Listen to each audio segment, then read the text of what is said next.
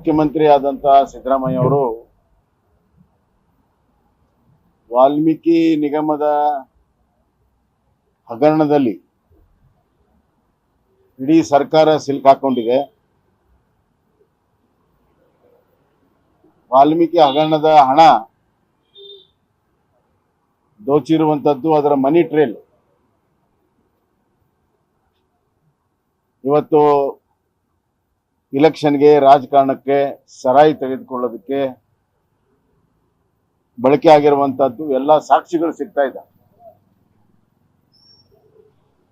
ಮನಿ trail ಪೂರ್ಣ ಆದರೆ ರಾಜೀನಾಮೆ ಕೊಡಬೇಕಾಗತ್ತೆ ಅನ್ನುವಂತ ಕಾರಣದಿಂದ ಬಿಜೆಪಿಯ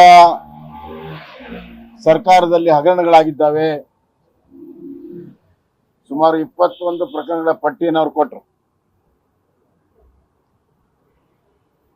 ನಾನು ಮೊಟ್ಟ ಮೊದಲನೇದಾಗಿ ಬಹಳ ಕಷ್ಟಪಟ್ಟು ಅವ್ರೇನು ತಮ್ಮ ರಕ್ಷಣೆ ಮಾಡಿಕೊಳ್ಳೋ ಸಲುವಾಗಿ ರಾಜಕೀಯ ತಮ್ಮ ಇಮೇಜ್ ಅನ್ನ ಉಳಿಸ್ಕೊಳ್ಳೋ ಸಲುವಾಗಿ ಅವರು ಬಹಳ ಕಷ್ಟಪಟ್ಟು ಬಿಜೆಪಿಯ ಆಡಳಿತದಲ್ಲಿ ಇದಾವೆ ಅಂತಂದು ಈಗ ಕಣ್ಣು ತೆಗೆದು ನೋಡುವಂತ ಪ್ರಯತ್ನ ಮಾಡ್ತಾ ಇದ್ದಾರೆ. ಅದನ್ನ ಸ್ವಾಗತ ಮಾಡ್ತೀನಿ. ಅಧಿಕಾರ ಅವ್ರ ಕಡೆ ಇದೆ, ಸರ್ಕಾರ ಅವ್ರ ಕಡೆ ಇದೆ, ತನಿಖೆ ಮಾಡಿಸ್ತಾ ಇದ್ದೇವೆ, ತನಿಖೆ ಮಾಡಿಸ್ತೀವಿ ಅಂತಾರೆ. ಯಾವುದೇ ರೀತಿಯ ತನಿಖೆಯನ್ನು ಅವ್ರು ಮಾಡಿಸ್ತಾರೆ, ಅದಕ್ಕೆ ಕೂಡ ನಾವು ಸಿದ್ಧರಿದ್ವಿ.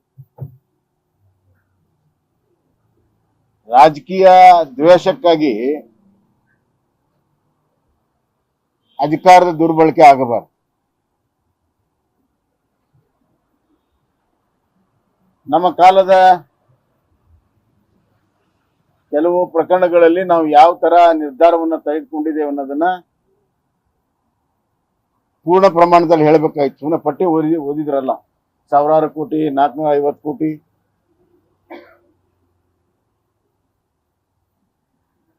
ಈಗ ಅವ್ರು ರೆಡ್ ಹ್ಯಾಂಡ್ ಸಿಕ್ಕಾಕೊಂಡಿದ್ದಾರೆ, ಅದು ಪುರಾವೆಗಳಿದ್ದಾವೆ. ಆ ರೀತಿ ಎಲ್ಲ ವಿವರಗಳನ್ನು ಕೊಡಬೇಕಲ್ಲ. APMCಯಲ್ಲಿ ಅವತ್ತು ನಾವು ಮಂತ್ರಿ ಇರಲಿಲ್ಲ, ಮಂತ್ರಿ ಅಂತ ಹೇಳಿದ್ದಾರೆ, ನಾ ಮಂತ್ರಿ ಇರಲಿಲ್ಲ, ನಾ ಗೃಹ ಸಚಿವನಿದ್ದೆ. ಆದಂತಹ ಸಂದರ್ಭದಲ್ಲಿ ಬ್ಯಾಂಕಿನ ಡಿಪಾಸಿಟ್ ಅನ್ನ ದುರುಪಯೋಗ ಮಾಡಿಕೊಂಡಿದ್ದು ಬ್ಯಾಂಕ್ನವರು ಮತ್ತು ಕೆಲವು APMC ಅಧಿಕಾರಿಗಳಂತ ಗೊತ್ತಾದ ಮೇಲೆ ಕೂಡಲೇ ಕೇಸನ್ನ ದಾಖಲೆ ಮಾಡಿ ಸಸ್ಪೆಂಡ್ ಮಾಡಿ ಬ್ಯಾಂಕಿನ ಅಧಿಕಾರಿಗಳನ್ನು ಅರೆಸ್ಟ್ ಮಾಡಿಸಿ ಕೊನೆಗೆ ಬಡ್ಡಿ ಸಮೇತವಾಗಿ ಹಣ ವಾಪಸ್ ಬಂದಿದೆ. ಬಡ್ಡಿ ಸಮೇತವಾಗಿ ಬ್ಯಾಂಕಿನವರು ವಾಪಸ್ ಹಾಕಿದ್ರು. ಸುಮಾರು 48 ಕೋಟಿ ರೂಪಾಯಿ ಡಿಪಾಸಿಟ್ ದುರುಪಯೋಗ ಮಾಡ್ಕೊಂಡಿದ್ರು. 52 ಕೋಟಿ ರೂಪಾಯಿಯನ್ನ ಬಡ್ಡಿ ಸಮೇತವಾಗಿ ಅವರು ವಾಪಸ್ಸು ಅಕೌಂಟ್ಗೆ ಹಾಕಿದ್ರು. ಈಗಲೂ ಕೂಡ ಯಾರು ತಪ್ಪಿಸಿದ್ರೆ ಅವ್ರ ಮೇಲೆ ಕೇಸ್ ನಡೀತಾ ಇದೆ. ಇನ್ನೊಂದು ಹೇಳ್ತಾರೆ ಅವರು, ಬೋವಿ ನಿಗಮದಲ್ಲಿ ಕಾಮಗಾರಿಯಲ್ಲಿ ಅವ್ಯವಹಾರ ಆಗಿದೆ ಅನ್ನುವಂತ ಆಪಾದನೆ ಇದೆ. ಅದನ್ನ ಗಮನಕ್ಕೆ ಬಂದ ತಕ್ಷಣನೇ CID ಎಂಕ್ವೈರಿ ಮಾಡಿಸೋರು ನಾವೇ.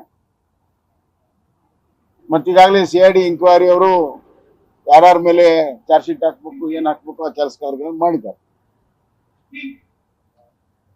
ಇನ್ನೊಂದು ಗಂಗಾ ಕಲ್ಯಾಣ ಯೋಜನೆಯಲ್ಲಿ ಹೇಳ್ತಾರೆ, ಅದು ತಳ ಹಂತದವರೆಗೂ ಯಾರ್ಯಾರು ಏನೇನು ಮಾಡಿದ್ದಾರೆ ಅನ್ನುವಂಥದ್ದು ಅಸೆಂಬ್ಲಿಯಲ್ಲಿ ಈ ವಿಷಯ ಪ್ರಸ್ತಾಪ ಆದಾಗ ಅಲ್ಲೇ ನಿಂತು ಕೂಡಲೇ ನಾನು CID ಎಂಕ್ವೈರಿಯನ್ನು ನಾನು ಘೋಷಣೆ ಮಾಡಿ ಈಗಾಗಲೇ CID ಎಂಕ್ವೈರಿ ಮುಗ್ತಾ ಬಂತು. ಇನ್ನು ಉಳಿದಂತ ಕೇಸುಗಳ ಬಗ್ಗೆ ಕಮಿಷನ್ ಮಾಡಿದ್ದಾರೆ, SIT ಮಾಡಿದ್ದಾರೆ. 40% ಬಗ್ಗೆ ಅವ್ರು ಮಾತಾಡೋದು ನೋಡಿದ್ರೆ ಏನು ಈಗಲೇ ಎಲ್ಲ ಸಾಕ್ಷಿ ಇದೆ ಅನ್ನೋರಂಗೆ ಅವ್ರು ವಿರೋಧ ಪಕ್ಷದಾಗಿದ್ದಾಗ ಮಾತಾಡ್ತಾ ಇದ್ರು. 1 ವರ್ಷ ಆಯ್ತು ಕಮಿಷನ್ ಮಾಡಿ, ಯಾವ ಒಬ್ಬ ಅಧಿಕಾರಿಗಾಗ್ಲಿ ಕಾಂಟ್ರಾಕ್ಟರ್ಗಾಗ್ಲಿ ಇವತ್ತುವರೆಗೂ ಒಂದು ನೋಟಿಸ್ ಹೋಗಿಲ್ಲ.